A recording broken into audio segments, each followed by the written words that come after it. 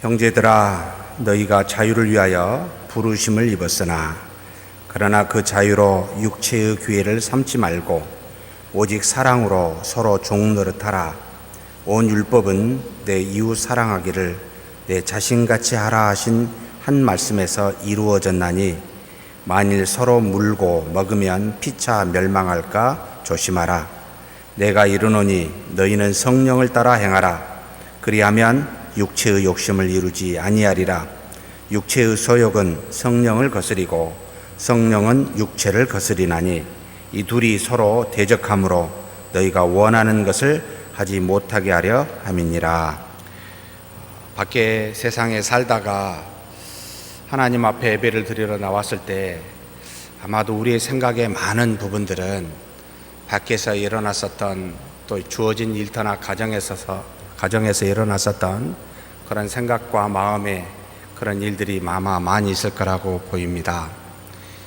하나님 앞에 나서서 이런 마음 뒤로 물리치고 과연 말씀의 뜻이 무엇인지 보이지 아니하시지만 보이는 것과 보이지 않는 것들을 창조하셨을 뿐만 아니라 섭리하신 하나님께 우리가 맡기고 과연 그 뜻을 따라 순종하는 은혜가 얼마나 큰지 아는 저와 여러분이 되기를 주의 이름으로 축복합니다.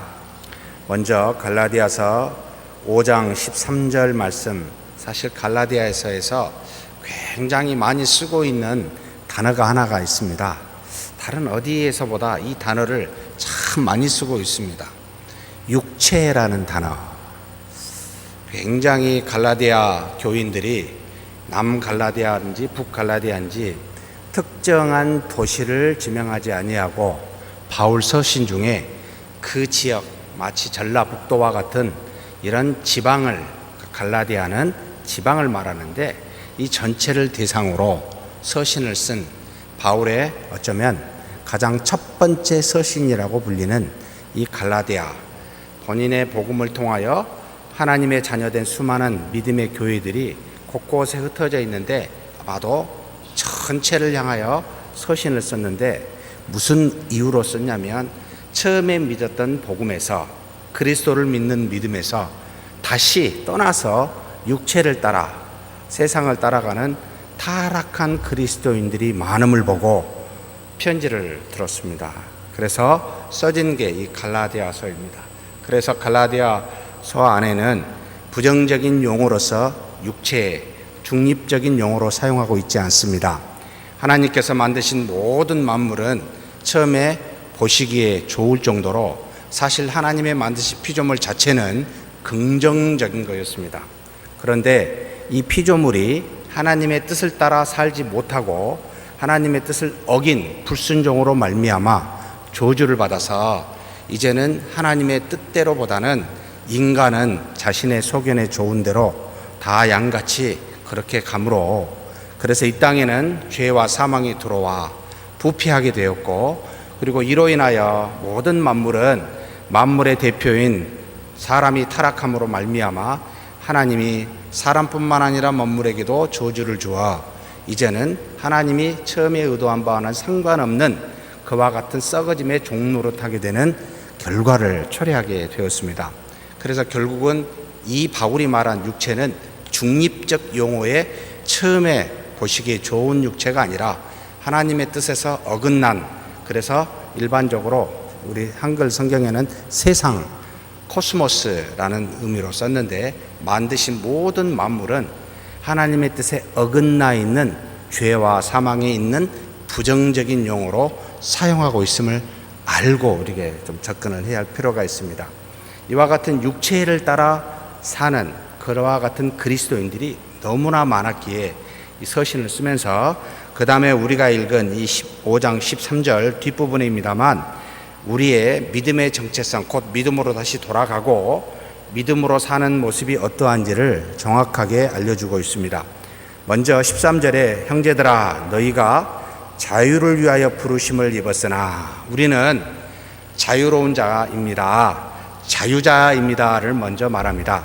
하나님이 우리를 택하여 하나님의 자녀 삼으신 것은 무엇으로부터 해방이 되어 자유자가 되었습니까? 라고 묻는다면 죄로부터, 그래서 여기 로마서 8장 1절에서 2절 죄와 사망으로부터 자유로움을 얻은 자유자라고 신자를 먼저 정의합니다. 한번 같이 읽겠습니다.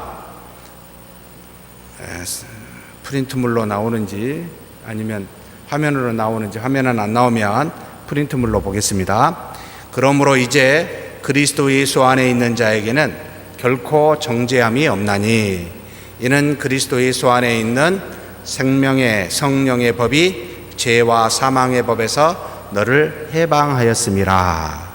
우리는 죄와 사망에서 성령의 법으로 말미암아 해방이 되었습니다.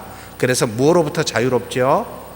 죄와 사망으로부터 더 이상 하나님으로부터 정죄를 받거나 그 죄로 인하여 사망에 이르는 그와 같은 것으로부터 해방이 되어 자유자가 되었습니다. 그래서 형제들아 너희가 자유를 위하여 부르심을 입었나니 라고 먼저 우리 자신에 대해서 정의를 하고 있습니다. 그렇다면 현재 믿고 있는 저와 여러분은 죄에 속해 있는 죄의 종이 아닙니다. 믿습니까? 이게 무슨 뜻일까요? 죄를 짓지 않는다는 말일까요? 하나님이 죄를 짓더라도 정죄하지 않는다는 말일까요? 두 가지 다였으면 너무나 좋을 것 같은데 전자는 아니고 후자입니다. 뒤에 나오겠습니다만 우리는 신분상 하나님께서 그리스도의 속량으로 말미암아 죄 사함을, 그러니까 대신 어떤 사람이 우리 죄를 대가를 받았기 때문에 그리스도시지요. 그래서 우리가 지은 죄를 묻지 않으시고 대신 벌을 받았기 때문에 정죄하지 않으십니다. 그래서 우리는 신분상 의롭다 칭함을 받았습니다. 자질상 우리가 가지고 있는 본질상 의인으로 변화된 건 아닙니다. 곧 그리스도로 말미암아 신분상 하나님이 의롭다 칭함을 받았습니다. 그래서 우리는 의인이 되었습니다. 그래서 변화받은 의롭게 칭함을 받은 죄인이라는 용어를 신학적으로 쓰고 있습니다. 그런데 우리 자질이라고 말할 때 우리의 속에 처음부터 주어져 있는 하나님의 본성을 말하는데 주어진 본성이 어떻게 되었죠? 부패하여 죄로 말미암아 원래의 성품이 아닌 타락한 본성에서 부패한 본성을 갖고 있어서 거기에서 끝없이 죄를 짓도록 우리를 유발하는데 이 죄는 무엇과 항상 관련이 있습니다. 무엇과 관련이 있지요? 갈라디아서에서 굉장히 많이 쓰고 있는 용어, 죄는 항상 육체와 관련이 있습니다. 그래서 육체를 따라, 육체 소욕을 따라 또는 육체를 목적으로 이와 같이 사는 모든 것은 전부가 다 무엇과 상반됩니까?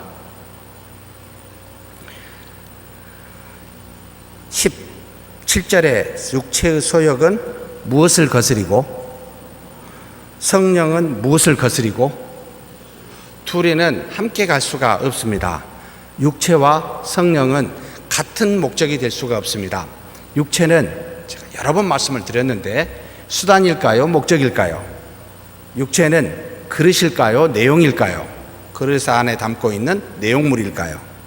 하나님께서 처음에 우리를 만드셨을 때 육체는 그릇으로, 그 그릇 안에 담겨 있는 내용물은 무엇으로? 우리를 만드신 하나님의 영을 따라 유사하게 만든 하나님의 형상, 피조되어진 영을 담고 있어 이 영과 창조주의 영이 교통하여 그 영적 교통을 통해 하나님의 뜻이 그릇인 육체를 통해 자연스럽게 드러나도록 하는 것이 본질상 우리를 만드신 하나님의 뜻입니다. 그런데 이 육체가 하나님의 뜻을 드러내는 수단이었는데 하나님과 단절이 되자 영적인 활동이 중지되거나 잠자거나 이랬을 때 무엇이 주인이 되었습니까? 주객이 전도되어 영의 활동이 그치니까 수단이 즉 목적이 되었습니다. 그래서 육체를 따라 살아버리게 되었습니다. 성령을 따라 사는 것이 육체인데 육체의 소욕을 따라 육체가 살게 되니 곧 죄를 짓게 되었습니다. 그래서 육체와 성령은 같이 가지 못합니다. 목적은 하나입니다. 성령의 소욕인 거죠. 그래서 이곳으로부터 해방이 되었는데 누구로 말미암아? 예수 그리스도로 말미암아, 중보로 말미암아, 그분이 이루신 것을 우리 각자에게 내주하시는 성령의 법으로 말미암아 우리가 죄와 사망에서 해방이 되어 자유롭게 되었습니다. 그렇다면 그 이전은 자유자가 아니었습니까?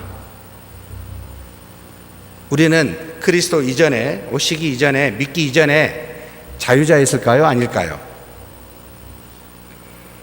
많은 사람들이 자유의지라는 걸 가지고 물어오는 경우들이 많습니다.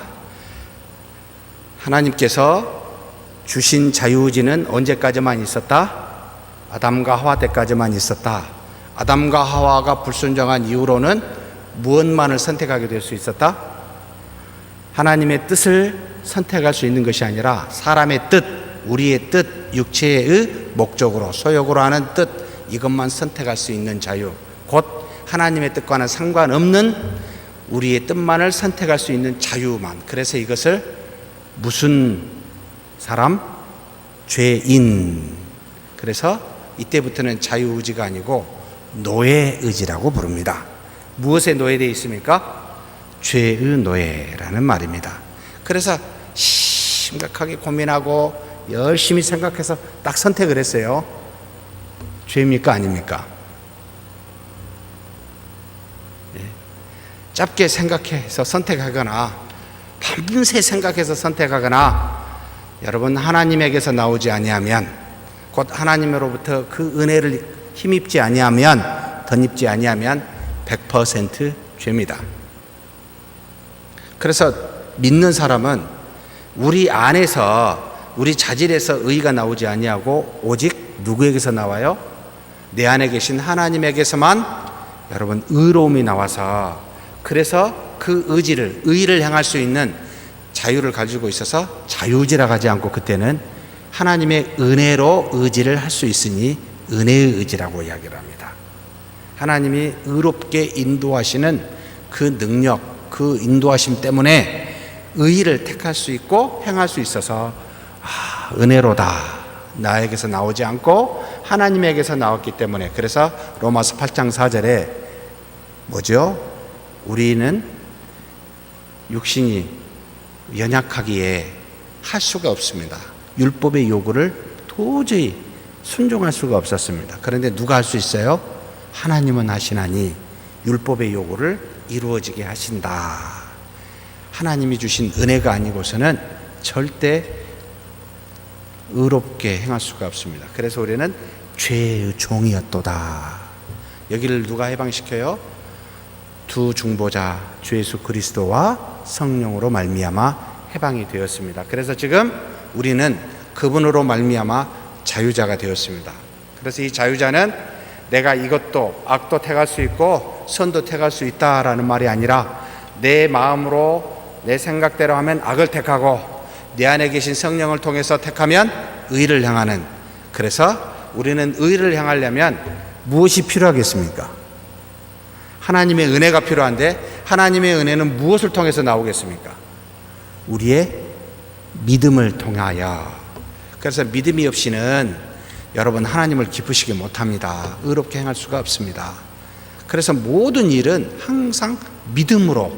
그래서 로마서에 먹고 마시는 모든 것을 믿음이 없으면 어떻게 돼요? 우리는 정말 아무것도 안 됩니다. 전부 하나님의 영광에 이를 수가 없습니다. 먹고 마시는 것까지 여러분 하나님의 영광을 위해서 해야 됩니다. 믿음으로만 가능합니다. 그래서 항상 믿으십시오. 믿음이 정말 이런 말하기 저도 논리적으로 좀 껄쩍지근한데요, 만병통치약입니다. 믿음만이 유일한 길입니다. 주의 일을 이루고 의를 이루며 하나님의 능력이 나타나고 영광이 나타나는 유일한 길은 그리스도를 믿는 믿음 외에는 여러분 없습니다. 그래서 의인은 오직 무엇으로 말미암아 의롭다 된다고요? 믿음으로 말미암아 의롭게 됩니다. 너무나 간단하기도 해요. 왜요? 믿음은 모두가 할 수 있기 때문입니다. 똑똑하든 똑똑하지 않든 어른이든 아이든 전부 다 할 수 있습니다. 또 놀랍게도 이 믿음은 어떤 장소에도 가질 수가 있습니다. 그래서 공평할 수도 있습니다. 그런데 이게 너무 간단하니까 복잡한 머리 가지고 생각하니까 이게 더 안 믿어지는 거예요. 막 논리적으로 다 맞으면은 받아들이기 쉬운데, 멍청하게 주 예수 그리스도를 믿으라 그러면 너와 내 집이 구원을 받는다 그러니까 머릿속에 뭐 이런 게 다 있지, 이런 비논리적인 비상식적인 게 있지, 이렇게 생각하는 게 지금 우리입니다. 사랑하는 성도 여러분, 자유자는 믿음으로 자유롭게 됩니다. 우리는 그와 같은 존재입니다. 그런데 이 자유는 죄와 사망으로부터 자유이기도 하고, 그러니까 죽음으로부터, 부정적인 것으로부터 해방이 된 자유이기도 하고, 두 번째, 성령 또는 진리 안에서 하나님의 은혜를 누리는 자유이기도 합니다. 그래서 요한복음 8장 31절 32절 같이 한번 읽겠습니다. 그러므로 예수께서 자기를 믿은 유대인들에게 이르시되 너희가 내 말에 거하면 참으로 내 제자가 되고 진리를 알지니 진리가 너희를 자유롭게 하리라. 여러분, 울타리 안에 혹시 갇혀 보신 적 있습니까? 아니, 그렇게 생각해 보신 적 있습니까? 저도 한때 대학교 때 국가에 대해서, 세상에 대해서 엄청 반발한 적이 있습니다. 저를 꽉 쥐고 자유를 박탈하고 도대체 세상 밖에는 희망이 없다고 생각이 되어서 돌도 들어보고 뭐 별거 다 들어보고 뭐 이런저런 일들을 해본 적이 있습니다.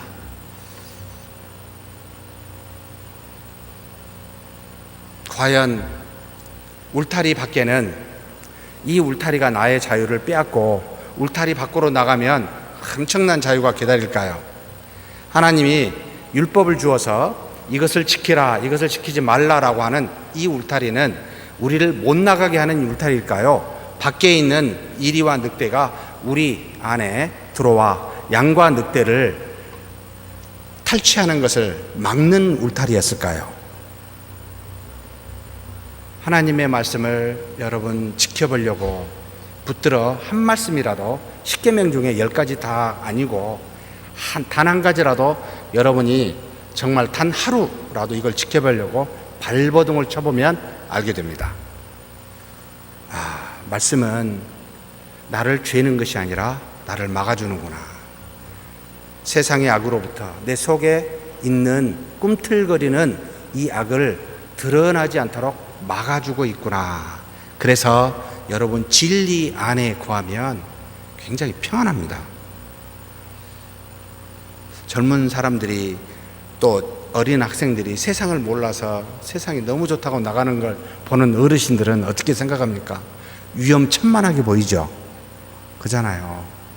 어린아이가 좋다고 막 도로에서 뛰어난 거 보면 천진난만하고 참 순진해서 보기는 좋은데 위험하다는 생각을 하듯이 하나님의 말씀은 우리를 지켜줍니다.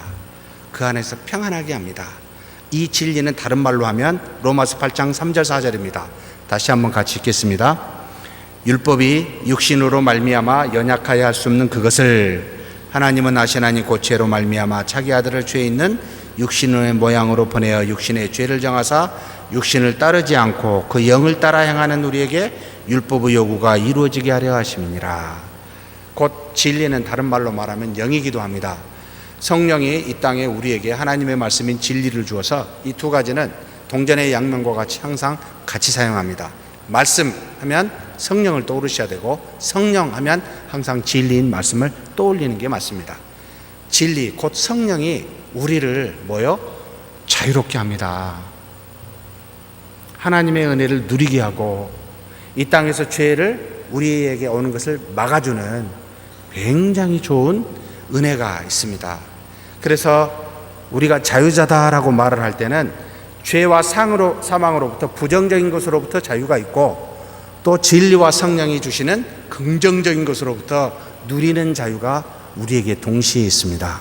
그래서 하나님의 은혜를 마음껏 누리는 자유와, 그리고 썩어짐의 종로로 타는 죄와 사망으로부터 해방되는 자유가 동시에 갖고 있어서 우리는 자유자다라고 부릅니다. 그런데 이 자유는 우리의 능력으로서 얻어지는 것이 아니라 무엇으로 말미암아 두 분의 중보자 주 예수 그리스도와 성령으로 말미암아 값없이 얻어졌습니다. 그래서 은혜라라고 이야기를 합니다. 자, 그러면 이와 같은 자유자인데 바울은 여기에서 머물러 있지 말라라고 이야기를 합니다. 그 다음 단계를 이야기하고 있는 게 바로 13절 후반부에 있습니다. 그러나 이렇게 말하면서 그러나 그 자유로 육체의 기회를 삼지 말고 어떻게 하라고요? 오직 사랑으로 서로 종노릇하라. 아니, 종이 아니잖아요. 우리는 종이 아니고 우리는 자유자잖아요. 무엇도 종이 돼요. 우리가 지긋지긋하잖아요. 종노릇 해보면 얼마나 힘들었습니까? 근데 또 종노릇 하라고요. 이게 좀 너무 심한 거 아닙니까? 근데 그 앞에 두 단어가 있습니다. 뭐죠? 오직 무엇으로? 사랑으로 라는 말하고 그 다음에 누구에게 종노릇 하라고요? 예? 서로요. 옆에 눈에 보이는 형제 자매를 위해. 자, 사랑으로 형제 자매에게 종노릇 하라는 것을 요구하고 있습니다. 이게 무엇입니까? 자, 일단 두 번째 2번 한번 여기 프린트물을 봐봤으면 좋겠습니다. 자, 자유자의 완성 과정을 좀 이해할 필요가 있습니다. 제가 이것을 다른 식으로 그림을 그려서 언젠가 설명한 적이 있습니다. 자, 자유자, 하나님의 자녀를 말합니다. 거듭난 중생된 사람을 말합니다. 완성해 가는 과정이 있습니다. 자, 먼저 자유자가 되기 이전의 상태가 1번 그림이 되겠습니다. 화면에 잘 보이신가요? 예. 지금 하나님과 인간이 따로따로 놀고 있습니다. 단절되어 있습니다. 처음에는 하나님과 인간이 함께 있었습니다. 에덴 동산에서 하나님 영이신 하나님과 영적인 존재였었던 아담과 하와가 에덴 동산에서 거닐면서 모든 피조물을 데려왔을 때 이름도 지어주고 거기에서 하나님과 교통하며 사는 그런 사이좋은 관계였는데 하나님이 명한 선악과 나무를 따먹지 말라는 것을 따먹으로 말미암아 이제는 하나님, 나도 하나님처럼 선도 악도 아는 스스로 독립적으로 살아보는 그런 존재가 되겠습니다 라고 불순종하여 따로 나가 하나님과 단절이 되었습니다. 이 단절이 사망이라고 부릅니다. 관계가 끊어졌다라는 거. 그러면 이와 같은 상태에서 하나님이 이제는 더 이상 인간과 더불어 하나님의 뜻을 마음껏 줄 수 없어서 이제는 하나님이 필요한 사람에게만 선택하여 필요한 존재에게 메시아라고 불러 하나님이 택한 사람이라고 불러 성령을 주어 그들에게 하나님의 뜻을 알게 하여 하나님의 구원의 사역이 어떠한지를 차근차근 진행해 보이면서 간섭하는 그와 같은 역사를 취하십니다. 그러나 전적으로 인간과 교통하는 그런 시대는 아니었습니다. 이와 같이 하나님과 인간이 단절된 상태에서 이제는 저와 같이 하나님과 인간이 다시 하나가 되었습니다. 이 하나가 될 때 누가 필요했죠? 주 예수 그리스도께서 이 일을 이루셨습니다. 우리가 하나님께 나아간 것이 아니고 하나님이 우리한테 오셨습니다. 먼저 하나님의 아들 독생자를 우리에게 보내주사 그 독생자를 죽이시고 하나님과 우리 사이에 막힌 담 원수된 관계를 그 속량함으로 대신 그리스도께 모든 죄를 물으사 죽이시고 화해하사 이제는 우리를 하나님의 자녀로서 연합할 수 있는 길을 열어 놓으셨습니다. 그 길을 열어 놓자마자 누가 들어오셨습니까? 승천하신 지 약 7일 만에 오순절날 성령의 하나님이 120명에게 놀라운 사건입니다. 이 사건은 이 120명에게만 간다라는 말이 아니라 그 이후에 그리스도를 믿는 택한 모든 사람들에게 이와 같이 성령이 이제는 떠나지 아니하고 내주할 것이다. 왜요? 우리 자질이 깨끗하게 씻음을 받아서가 아니라 그리스도께서 대신 지셨으므로 그 그리스도의 공로를 의지해서 우리에게 들어오시겠다 해서 아무리 더럽더라도 택한 자에게 들어와서 하나님의 자녀가 되는, 그래서 하나님을 그리스도와 같이 아버지라, 아빠 아버지라 부를 수 있는 그와 같은 존재로 저렇게 연합이 되었습니다. 근데 저와 같이 연합된, 하나님과 인간이 하나 된 저와 같은 게 완전히 하나입니까? 겹쳐져 있는 하나입니까? 예? 아이고, 완전히 하나가 되면 좋을 텐데 살짝 겹쳐져 있습니다. 왜 저와 같은 모습일까요? 완전히 하나가 되었다면 우리는 우리 육체까지도, 완전히 우리 자질까지도 이제는 원래 아담과 하와가 죄짓기 이전에, 불순종하기 이전의 상태로 회복이 돼야 되는데 그게 아니고 우리 안에 내주하사 우리로 다시 한번 하나님의 은혜를 깨닫도록 이 땅에서 하나님의 나라를 완성하여 최종적으로 하나가 될 때까지 하나님의 은혜를 누리고 죄악의 맛이 무엇인지를, 은혜와 죄의 극명한 상황을 깨닫게 함으로 자질적으로 처음부터 죄인이었던 우리 스스로를 알게 하시는 은혜로, 그래서 하나님의 은혜를 뭐하라고?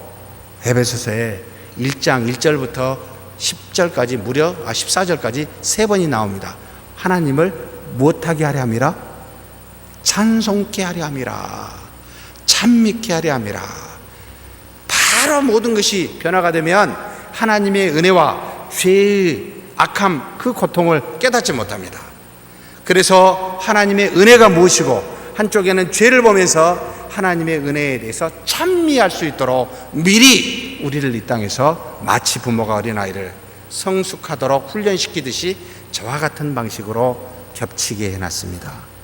우리의 자질까지는 완벽하게 변화시키지 않았습니다. 언제 변화가 되죠? 우리의 몸이 그리스도께서 3일 만에 부활한 몸으로 변화될 때는 재림 때.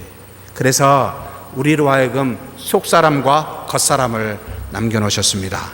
속사람은 성령과 더불어 하나가 되어 완전히 변질될 수 없는, 죄를 지어 하나님으로부터 정죄하여 분리될 수 없는 하나님의 사랑으로 온전한 하나가 되는 그와 같은 언약인이 되었는데, 우리의 육체는 아직도 육체의 예습관을 가지고 있어 하나님이 아닌 인간의 소욕을 따라 행하려는 그와 같은 모습이 이 안에 지금 남아 있습니다.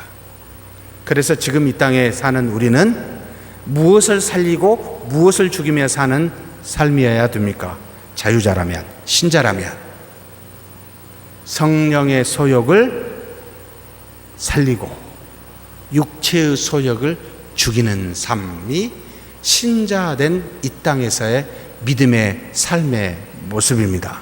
그래서 그리스도로 변화가 되면 모든 것이 다 하나님의 뜻대로 다 되는 것이 아니라 믿음으로만 하나님의 뜻으로 되고, 믿음이 없으면 육체를 따라 우리는 얼마든지 습관을 따라 죄를 지을 수밖에 없는 상태. 그래서 질질 짰다가 하하하 웃었다가 질질 짰다가 하하하 웃었다가 반복합니다. 정말 돌아버리게 너무 힘듭니다. 오라 나는 공고한 사람이라다 말할 정도로. 그런데 하나님이 그렇게 의도하셨어요. 왜요? 여러분, 우리 자녀에게 아무 대가 없이 자녀를 살렸지만 완전히 모르도록 아무 대가 없이 줘버리면 우린 자녀를 살리는 것이 아니라 망치게 됩니다. 하나님의 백성이 애굽 땅에서 종살이 했을 때 단번에 여러분 가나안 땅에 갔으면 하나님의 인도하심과 그 거룩하심과 그 놀라운 은혜를 감사치 않을 겁니다. 마땅하다라고 생각할 겁니다.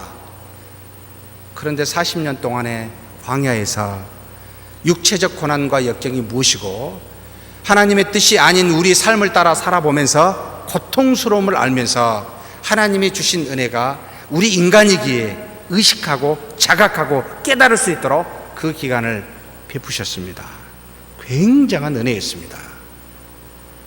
그래서 사람은 태어나 자라나는 과정이 필요하구나. 육체적으로, 영적으로. 그래서 영적으로 거듭났다 할지라도 단번에 성숙한 사람 한 사람도 없습니다. 그러면 망칩니다. 그렇게 하시지 않는다는 말이죠. 반드시 하나님의 은혜를 믿음으로 받아들여 그것에 감사할 수 있도록 과정을 밟으십니다. 이걸 성화라라고 부릅니다. 그래서 저렇게 하셨습니다. 가만히 저걸 묵상해 보면 힘들고 공고한 사람이라고 고백하지 않을 수 없지만 참 저것도 너무 감사한 거예요. 왜요? 하나님이 누구신지 알고 은혜를 알고 내 죄가 얼마나 아프고 잘못된지를 깨닫게 하는 은혜가 저 안에 있습니다.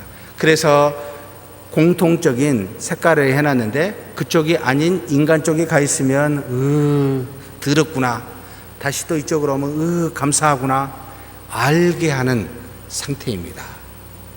지금 현재 저와 여러분은 저 상태에 있습니다. 그런데 저 겹침이 약간만 겹친 사람하고 굉장히 많이 겹쳐서 공통분모가 상당히 넓은 사람이 차이가 있습니다. 그래서 성령의 충만이라고 쓸 때는 저것이 굉장히 많이 겹쳐 있는 상태를 말하고, 그냥 거듭났지만 인간의 소욕에 따라 육체를 따라 생활하는 사람은 굉장히 얇은 겹침을 갖고 있습니다. 아직 어린아이라는 뜻입니다. 그래서 신자와 제자가 다르겠구나 라고 구별이 되지요. 저 상태임을 여러분 기억하십시오. 그러면 다시 물어야 됩니다. 저 상태가 겹쳐져 성령으로 지배를 받는 내 육체의 소욕이 아니라 성령의 소욕으로 지배를 많이 받으려면 어떻게 해야 될까요? 예? 인간의 육체적인, 곧 겹쳐지지 않는 육체적인 부분으로 노력을 하면 그 부분이 많아질까요? 아니면 겹쳐진 부분에서 끊임없이 그 활동을 해가면은 점점 확대가 될까요? 답을 아시죠? 어떤 것이든 육체적으로는 여러분 우리의 속사람을 강건하게 할 수가 없습니다. 아니, 관계가 없습니다. 아예. 그래서 육체는 영과 관계가 없다, 딱 단정합니다. 저와 여러분이 인간적인 육체적 방법으로 교회에 아무리 많이 와도 아무 영적인 도움이 안 됩니다. 오직 속사람은 무엇과 무엇으로만 거룩해져요? 말씀과 기도로만 거룩해집니다. 이것을 잊어버리지 마십시오.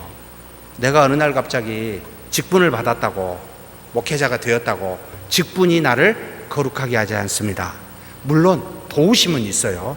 근데 그 도우심은 결국 내가 도우심을 받아 말씀과 기도를 하면 그제서야 거룩한 속사람이 여러분 점점 성장하게 되어 있다. 이것을 생각하셔야 돼요, 항상. 그래서 가만히 있으면 믿음이 자라난다고요. 아니, 거듭나고 20년 지나면 굉장히 거룩한 사람이 돼 있을 거라고요. 전혀 상관없습니다. 시간과 상관없고 직분과도 상관이 없습니다. 다만 과정인데 말씀과 기도로 여러분 이것에 상관이 있습니다. 그래서 물어야 됩니다. 나는 얼마나 내 속사람을 강건케 위하여 여러분 말씀과 기도에 전무하고 있는가? 이것이 성령의 소욕이 넓혀져 가는 상태라는 것. 그러면 마지막 세 번째 그림, 하나님과 인간 정말 구별이 안 됩니다. 저게 누구였죠? 딱 세상에 한 사람이 있었습니다. 예수 그리스도였습니다. 사람이기도 하고 어찌 보면 하나님이기도 하고 헷갈립니다. 사람이면서 하나님이면서 저 상태가 된 게 우리는 언제가 될까요? 바로 재림 때가 됩니다. 저 상태가 되기를 여러분 되고 싶지 않습니까? 굉장히 원하지요. 그러면 무슨 소망을 갖게 되겠습니까? 좀 어떻게 좀 빨리 안 오십니까? 내일이라도 좀 오시면 얼마나 좋겠습니다. 시집 장가 가신 분은 그래도 장가나 시집은 가고 오셔야 되는 거 아닙니까? 라고 생각할지 모르는데 여러분 절대 그렇지 않습니다. 시집 가고 장가 가면 은혜도 있고 감사도 있고 기쁨도 있지만 고난도 있습니다. 저게 최상이죠. 저날이 믿음이 깊어지면 깊어질수록 간절히 소망하게 됩니다. 빨리 오기를. 그래서 심지어 바울은 빨리 죽고 싶다고 그랬어요. 빨리 저렇게 하나님 나라에 가고 싶다는 거예요. 안 오시면 나라도 빨리 가야 되겠다 이 생각을 한 겁니다. 그런데 빌립보 교인들에게 내가 너희를 떠나는 것이지 않는 것이 유익한데 왜요? 너희를 위하여. 잠시나마 내가 남아있는 건 나에게 주신 이 복음 은혜를 너희에게 가르치고 전하는 너희를 위하여 하나님이 나를 남겨주셨다는 거예요. 나는 가고 싶은데 내 원대로 안 하신다는 거예요. 여러분, 우리는 저걸 소망해야 됩니다. 자, 완성이 가장 기쁜 상태입니다. 육체까지도 완전히 변화가 되어 계시록 12장에 나오잖아요. 여러분, 고통도 없고 눈물도 없고 이게 뭔지 모르겠습니다. 꼬집으면 안 아플까? 아파. 그때는 안 아플지 모르겠습니다. 안 먹어도 배는 안 고픈 걸까? 먹으면 배가 부를 텐데 아무리 먹어도 배 안 부르면 얼마나 좋을까? 이 생각도 해보는 어리석은 제 자신입니다만, 빨리 하나님의 나라가 오는 것을 소망하게 됩니다. 이게 완성된 상태. 그러니까 자유자는 죄로부터 출발했습니다. 그러나 완성은 아직 아닙니다 라는 걸 기억하십시다. 그리고 난 다음에 3번, 사랑의 종으로서 이제는 자유자를 말합니다. 이 땅에 사는 동안 하나님과 인간이 연합하여 함께 교통하는데 자유자인데, 죄로부터 자유되었고 진리 안에 자유자인데, 자, 사랑의 종이라고 이야기를 합니다. 자, 사랑의 의미는 먼저 무엇입니까? 요한복음 3장 16절 너무나 잘 압니다. 같이 읽겠습니다. 하나님이 세상을 이처럼 사랑하사 독생자를 주셨으니 이는 그를 믿는 자마다 멸망치 않고 영생을 얻게 하려 하심이라. 자, 하나님이 세상을 이처럼 사랑했는데 이 사랑이 뭐죠? 무엇에 포인트가 있겠습니까? 독생자를 주신 것입니까? 아니면 믿는 자마다 멸망치 않고 영생을 얻게 하려는 것에 그 사랑의 포인트가 있습니까? 영생을 얻는 것은 목적입니다. 사랑의 결과이기도 합니다. 결국 사랑은 뭐죠? 자신의 아들을 주었다는 겁니다. 혹시 여러분의 자녀를 나물려서 줄 수 있습니까? 죽었다 깨어나도 안 되죠. 내가 죽으면 죽을지언정 자녀는 못 주겠죠. 이게 다 하나님으로부터 물려받은, 사랑이신 하나님으로부터 물려받은 부모의 사랑입니다. 그런데 하나님은 우리를 사랑하셨습니다. 자녀이기에. 근데 그 사랑을 무엇으로 보여주셨어요? 제2의 독생자의 하나님, 그 하나님을 보내사 죽이심으로 여러분 그 사랑을 보여주셨습니다. 곧 사랑의 의미는 뭐죠? 성경 안에서 사랑의 의미는 뭡니까? 라고 물으면 모르겠으면 요한일서 4장 10절을 다시 보겠습니다. 자, 같이 읽겠습니다. 사랑은 여기 있으니 우리가 하나님을 사랑하는 것이 아니요 하나님이 우리를 사랑하사 우리 죄를 속하기 위하여 화목제물로 그 아들을 보내셨습니다. 아들을 보내셨는데 뭘로 보냈어요? 화목제물로. 화목제물은 뭐죠? 동물의 각을 떠서 하나님과 우리 사이에 화해하고 우리의 소원을 이루어 주시는, 여러분, 제물, 태워 없애는 제물, 예수님이 어린 양이 되어서 그와 같이 하게 하셨다. 이게 하나님이 사랑하신다, 하나님의 사랑이다 라고 말하고 있는 내용입니다. 다르게 풀으면 사랑은 뭐라? 사랑은 곧 뭡니까? 자신이나 자신의 가장 사랑하는 것을 뭐 하는 거라? 제물로 드리는 것, 죽이는 걸 말합니다. 희생하는 걸 말합니다. 그리 했을 때 사랑한다라고 말하는 겁니다. 그러니까 부모님이 자녀를 사랑한다라고 말할 때는 그런 생각, 자기를 죽이면서까지 할 수 있으니까 사랑이라는 말을 쓸 수 있습니다. 참 놀랍습니다. 그걸 우리가 알게 하셨어요. 누군가를 위해서 죽을 수 있었을 때가 사랑이라고 표현을 합니다. 희생한다라는 말입니다. 그런 사랑을 지금 성경은 말하고 있습니다. 그 다음에 에베소서 1장 22절입니다. 같이 읽겠습니다. 또 만물을 그 발 아래에 복종케 하시고 그를 만물 위의 교회의 머리로 삼으셨느니라. 이건 좀 상관없는 이야기네요. 종에 관련된 이야기네요. 자, 사랑한다라는 것은 자신을 죽여 상대를 살린다. 사랑하는 사람을 위해서 내가 죽겠습니다. 그래서 내가 죽는다, 내가 희생한다, sacrifice 한다. 이게 사랑입니다. 결국 당신은 살고 나는 죽습니다. 당신은 중심이고 나는 변두리입니다. 당신은 신부고 신랑이고 나는 들러리입니다. 당신은 주연이고 나는 조연입니다. 인생은 당신을 중심으로 돌아갑니다. 나의 중심이 아닙니다. 이와 같은 내용이 전부 사랑이라는 의미입니다. 그래서 사랑한다고 말할 때는 성경에선 그렇게 이야기하고 있습니다. 여러분, 그러면 사랑의 종이라고 말할 때는 당신을 중심으로 내가 삽니다, 이렇게 지금 말하는 내용이죠. 그러면 여기 사랑의 종이라고 말하는 둘로스는 무슨 의미입니까? 에베소서 1장 우리가 방금 한 대로 만물을 그의 발 아래 복종하게 하시고 그를 만물의 교회의 머리로 삼으셨느니라. 자, 종은 둘로스인데 주인에게 종속되어진 복종하는 것을 종이라고 말합니다. 곧 주는 주인을 말하고 종은 자신의 생명과 가진 모든 것이 주인에게 속해 있으니 당신 맘대로 하십시오 라고 해서 여기 말하는 복종하다, 후포타소라는 표현을 쓸 때는 종속됩니다. 연결되어 있습니다. 나는 당신에게 종속되어 있습니다. 무엇든지 당신의 뜻대로 하십시오 라고 하는 의미가 포함되어 있습니다. 가장 첫 번째 의미는 연결됐다는 거예요. 떨어져 있지 않다는 거예요. 떨어져 있지 않는데 서로 대등한 관계가 아니고 당신은 주인이고 나는 종입니다. 그렇게 연결되어진 상태가 바로 주인과 종의 관계, 복종하다라고 말합니다. 그래서 하나님께 복종하다라는 건 종속되어 있습니다. 부모에게 복종하다는 말은 부모에게 종속되어 있습니다. 아내가 남편에게 복종하다, 종이 상전에게 복종하다라는 말은 종속되어 하나로 할 수 있습니다. 떨어져 있지 않습니다만 그러나 당신의 뜻대로 하십시오 라고 하는 의미를 다 내포하고 있습니다. 그러면 사랑의 종이라고 여기서 말을 할 때는 무엇을 말하겠습니까? 자신을 죽여서 종속되어진 주인을 위해 내가 죽겠습니다 라고 하는 의미가 포함되어 있습니다. 이것을 누가 먼저 보여주셨죠? 예수 그리스도께서 보여주셨습니다. 그래서 마가복음 10장 45절 같이 읽겠습니다. 인자가 온 것은 섬김을 받으려 함이 아니라 도리어 섬기려 하고 자기 목숨을 많은 사람의 대속물로 주려 함이니라.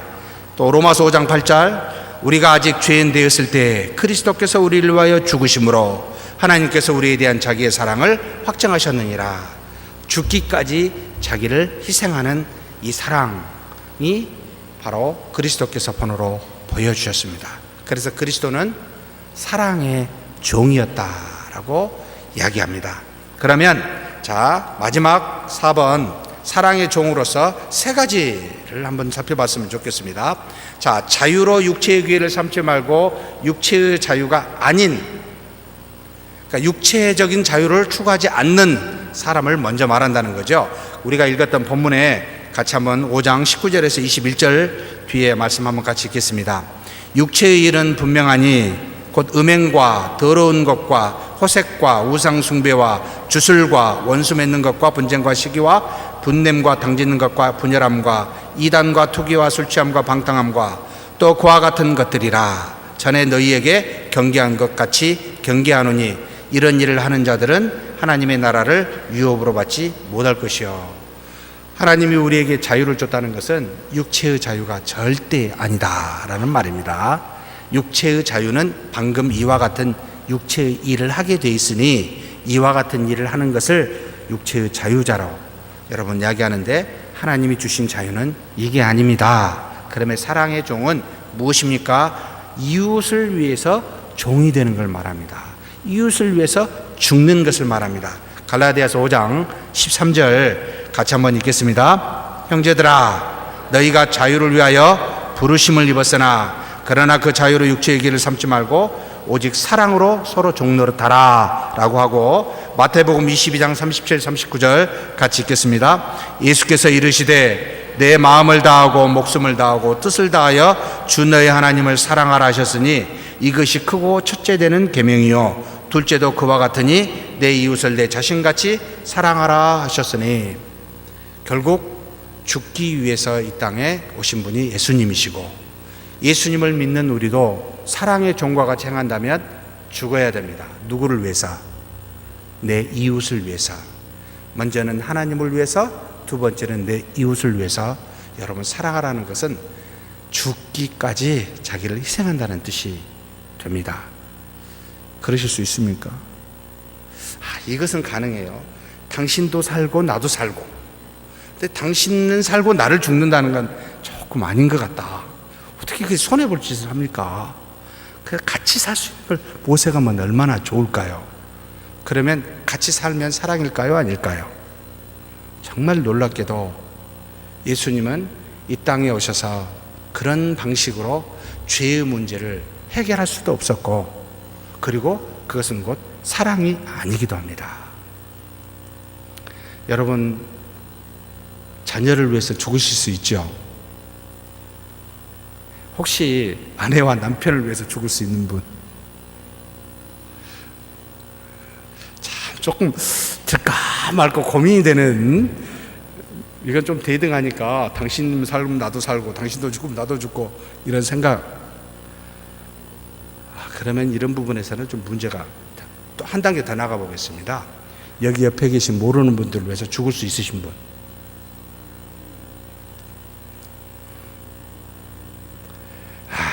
참 이거 보면 너무나 이 말씀하고 우리하고 거리가 멉니다. 지금 갈 길이. 자, 그러면 우리는 지금 겹침이 많이 겹쳐 있습니까? 아주 조금 겹쳐 있습니까? 이제 아시겠죠? 우리의 수준을 좀 아시겠지요? 죽기까지 사랑을 구현하는 것, 이게 완성입니다. 이것을 여러분 기도하시고 계신 분, 이것을 기도 제목으로 삼았던 사람이 베드로, 바울, 또 그 밑에 제자들입니다. 예수님처럼 죽게 해달라고. 아니, 그건 너무한 것 같아. 나는 거꾸로 죽게 해달라고. 베드로잖아요. 예수님처럼 죽은 것은 너무 황송해. 그보다 더 고통스럽게 죽는 것이 마땅해 라고 생각해서 여러분 기도 제목으로 삼는 믿음의 선조들이 있었습니다. 왜 그렇게 했을까요? 그게 바로 성경의 진수이기 때문에 그렇습니다.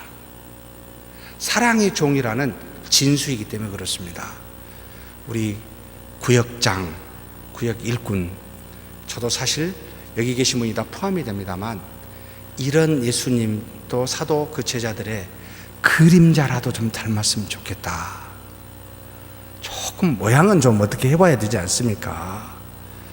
시간 조금 늦는다고, 5분 10분 늦는다고 여러분 분내지 마십시오.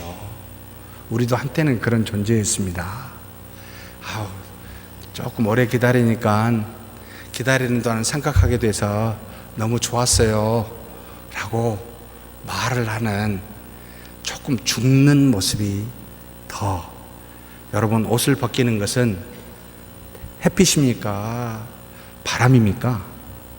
햇빛이잖아요.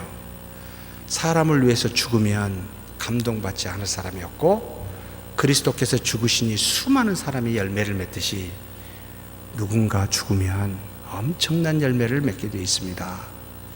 그런 구역 일꾼 다 되시길 주의 이름으로 축복합니다. 하나님 아버지, 감사합니다. 우리가 죄인이었는데 우리 주 예수 그리스도와 성령으로 말미암아 자유자가 되게 해주신 것 감사합니다. 죄와 사망으로부터 자유롭게 되었고, 주신 성령으로부터, 진리로부터 하나님이 주신 은혜 안에 자유를 누리게 해주신 것 감사합니다.